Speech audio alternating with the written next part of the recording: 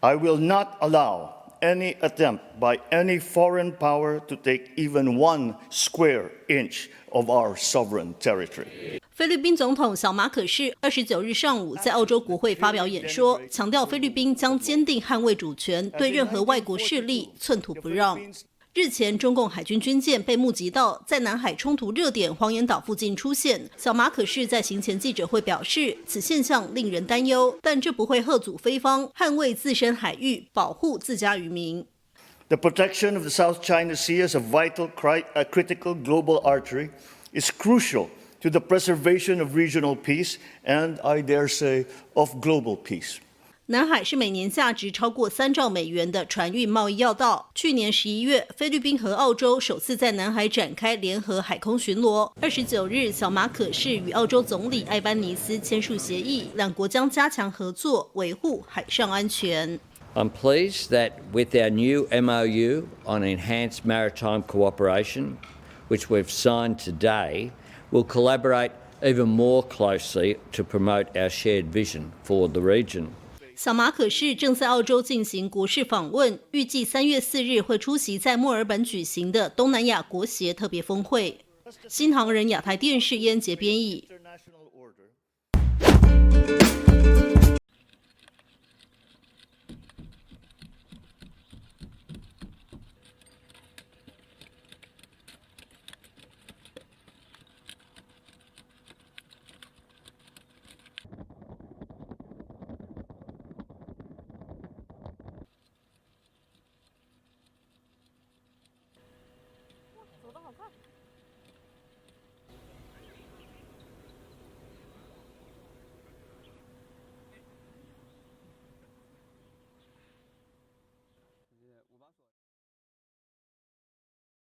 它整体来说，军工的要求肯定要比民工要高。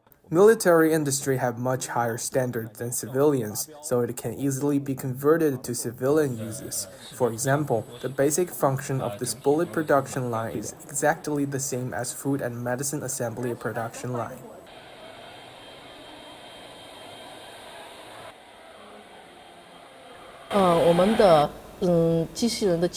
Our research team has algorithm experts, aviation and mechanical engineers, and all these techniques are combined in this commercial autonomous cleaning robot. Our customers are mainly unmanned factories and hospitals, and 80% of our sales are for export. “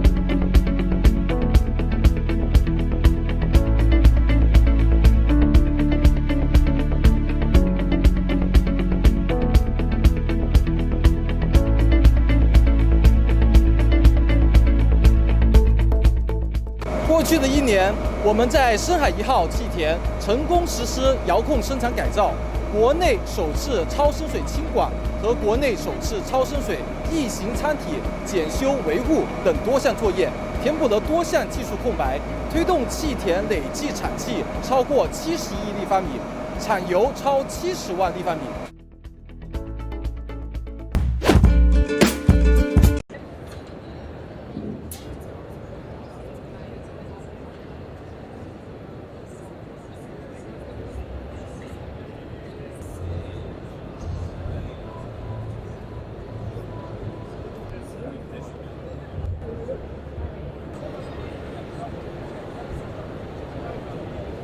Regarding the industry, I think electrification will stay in the short future the main topic, but I think the integration of new technologies in the cars will be increasing. And there is one topic that we are all expecting more, it's about autonomous driving. And we are all looking for what will be the next developments in that area.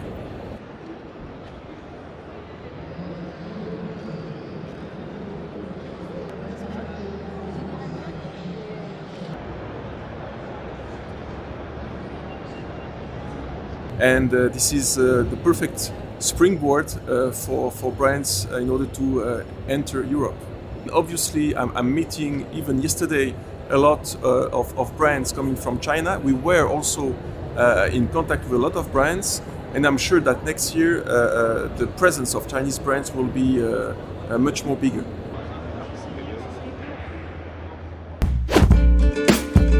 中共海警船现在出动了，他过去也出动过，他对付过日本呢，然后也对付过菲律宾等等，所以将来海警船呢也会进一步加码对付台湾渔民，这点是我们自己要小心的。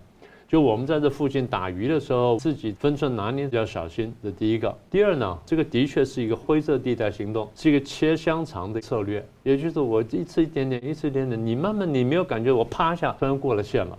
它是个蚕食策略，最后目的在哪里呢？台湾海峡内海化。当你说一下走到这一步，不是很容易的事情，因为当然现在国际都在盯着看。那么也就是说，它的目标在这里，那么我们得小心。所以中共也在测试说，那美国你防卫台湾，你决心有多强？然后你界限在哪里？包含金门啊、马祖啊，然后台湾你有什么反应啊？所以美国这次反应非常快，国防部讲话了，国务院讲话了，白宫也讲话了。所以你中共动作再大一点点呢，那美国、日本跟各国呢动作都会再大一点点。比较具体来说，过去美国的驻台 AIT 的历任的处长呢，对于金门、马祖呢都有相当的关切，有具体的动作。2020年，当时 AIT 的处长厉英杰出席过金门的823炮战的纪念活动。2021年，当时 AIT 处长开缺，结果呢，他的发言人孟宇和呢去访问马祖，在马祖发布影片了，然后他是唱歌，唱 Stand by Me， 就是与我并肩同行，我支持你。你很难听到 AIT 的官员唱歌，对，这个是一次。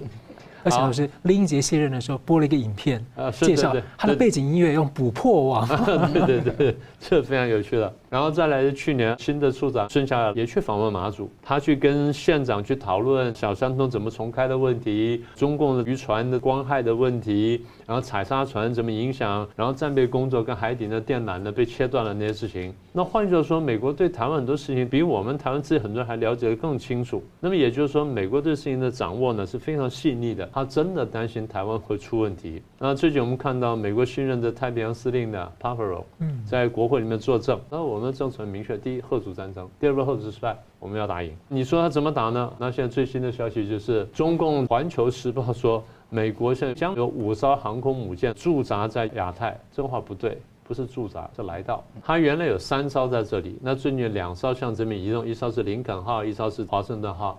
但是有一艘应该是换防，也就是这5艘呢会碰一下面，但最后呢是4艘到3艘，甚至先保留2艘在这里。